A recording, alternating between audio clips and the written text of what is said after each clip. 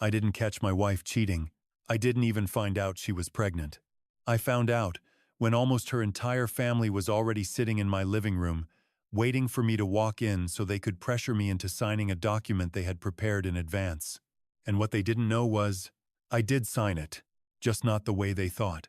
That night, I came home a little later than usual. Not because I was busy, but because I had this strange feeling all day. Like something was waiting for me at home, I just didn't know what. When I opened the door, the first thing I noticed wasn't my wife. It was the shoes, lined up across the entrance. A lot of them. Not the kind you see when a few guests drop by, but the kind that tells you a whole group has been there for a while. I stepped inside and stopped. The living room was full. Not friends, not coworkers, her family. Almost all of them. Parents, aunts, uncles' people. I only saw a few times a year. All sitting there, facing the door, like they knew the exact moment I would walk in. No one greeted me. No one stood up. Not a single smile. Just silence. And eyes. All on me. I stood there for a few seconds, my hand still on the door handle.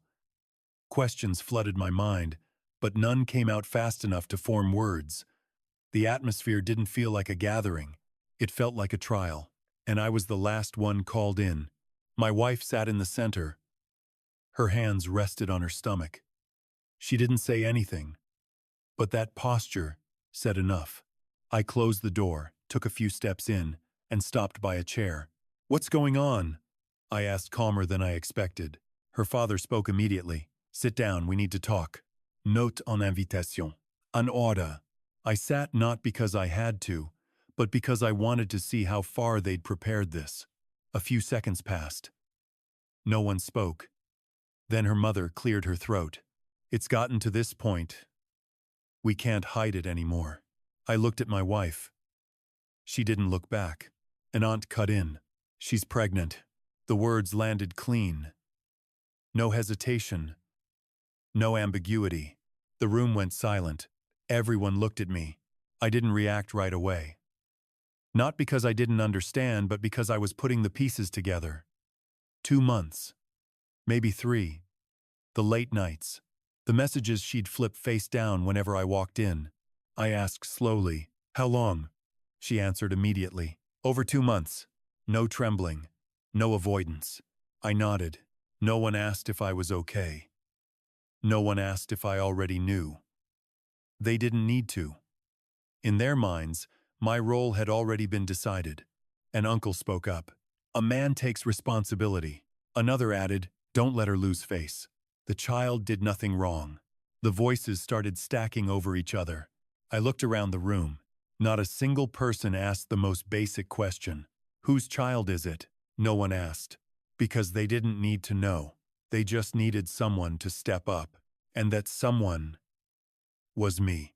Her father looked straight at me. "This isn't the time to argue right or wrong. What matters is how we handle it." He paused. Then said it slower. "A man should know his responsibility."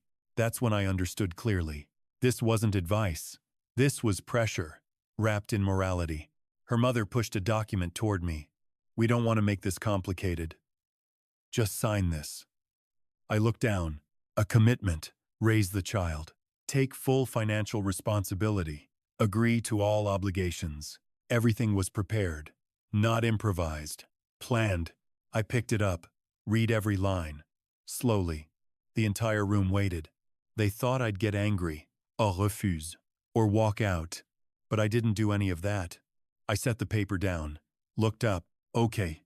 The whole room paused. Their expressions shifted instantly. The tension melted. Some nodded. Others exhaled like a burden had just been lifted.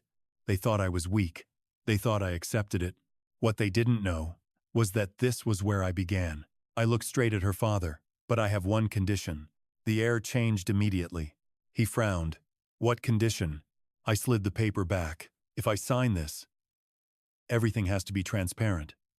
Assets, money, debt, all of it. A post-nuptial agreement." Silence. They didn't understand at first. An uncle scoffed. "You're thinking too far ahead." I looked at him.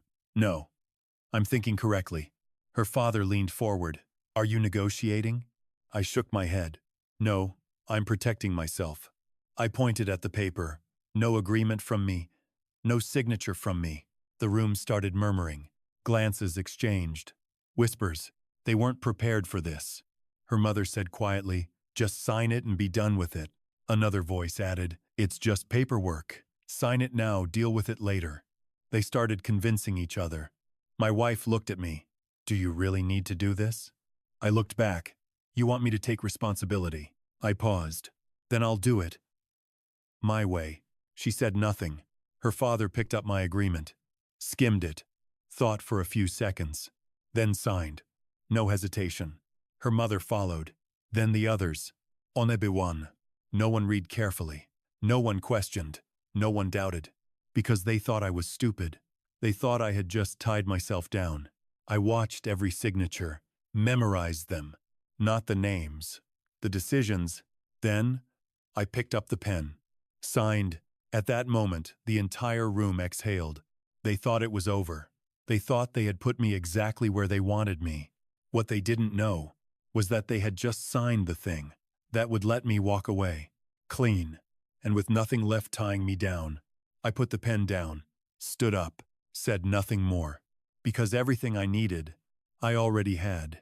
So tell me, if it were you, would you refuse from the start, or would you sign the trap and turn it into your weapon? Because what they just signed will be the very thing that makes it impossible for them to hold you back. When everything starts to fall apart, I didn't use what they signed right away. I didn't confront anyone, didn't make a scene, didn't go back to that house to prove they were wrong. I did the opposite. I stayed quiet and kept playing the man they thought I was.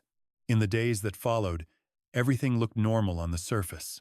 I went to work, came home on time, asked her how her day was, took her to her checkups. I even asked about the baby. She started to relax. I could see it clearly. Her eyes weren't cautious anymore. Her voice wasn't measured. Her phone wasn't flipped face down when I walked in. That was the signal. The biggest mistake a liar makes is when they think you believe them, and I needed them to believe that I did. Completely. I didn't ask another question about it, didn't bring up the meeting, didn't mention the paper, didn't mention the condition, as if everything had already been settled. But in reality, everything had just begun. I started with money, not because I was greedy, but because I understood something they didn't think I would. In this story, money wasn't the outcome. It was the objective. I reviewed the accounts, not once, many times. Small expenses, transfers without clear reasons, numbers too small to raise alarms, but consistent enough to form a pattern. I didn't rush to conclusions. I just recorded dates, times, amounts. A pattern began to emerge, a number repeated, a time frame repeated, and a name. No more emojis, no more anonymity. A real person. I didn't need to meet him. I just needed to know he existed. At the same time, I started working with a lawyer. No emotions, no storytelling, just data. The signed commitment, the post-nuptial agreement, every clause, every line. He read it slowly, then looked up at me. Do you know what you're doing? I nodded. I do. I didn't need to win. I just needed not to lose. We didn't rewrite anything. We activated it. The clauses they signed started to matter. Assets were separated. Access was restricted. Cash flow was quietly controlled. Not suddenly, not noticeably, but steadily. I didn't cut. I tightened, piece by piece. Slow enough that no one noticed. Firm enough that it couldn't be undone. At home, everything stayed normal. She talked more. About doctors, appointments, the future. I listened. No reaction. No correction. No suspicion. She started to trust me. Not partially. Completely. One evening, she left her phone on the table, unlocked, face up. I didn't need to touch it. I just looked. His name appeared. Clear. Casual. Like he had become a legitimate part of her life. That's when I knew. She wasn't afraid of being caught anymore. She was just waiting for the right moment. A moment when everything would already be in place. But she didn't know. That moment would be mine to choose. I went back to the data. No more suspicion. Only confirmation. Meetings. Transfers. Long calls at strange hours. Everything came together into a clear picture. This wasn't just an affair. This was a plan. A plan where I was the one paying for it. And they thought I would. Because I was quiet. Because I was calm. Because I didn't make a scene. They weren't wrong. If I hadn't known. If I had reacted like most people would, I would have already been trapped. But I didn't. I kept playing the role. I suggested another checkup. We should make sure everything's okay. My tone was soft. No suspicion. She agreed immediately. Full trust. I arranged a DNA test. Told no one. Explained nothing. Just did it. The day the results came, I didn't shake. I already knew. But I still opened it. Just to confirm. Not mine. Not even a possibility. That paper didn't hurt me. It clarified everything. No more theories. No more what-ifs. Only truth. And still, I didn't act. I waited. Because I didn't just want truth.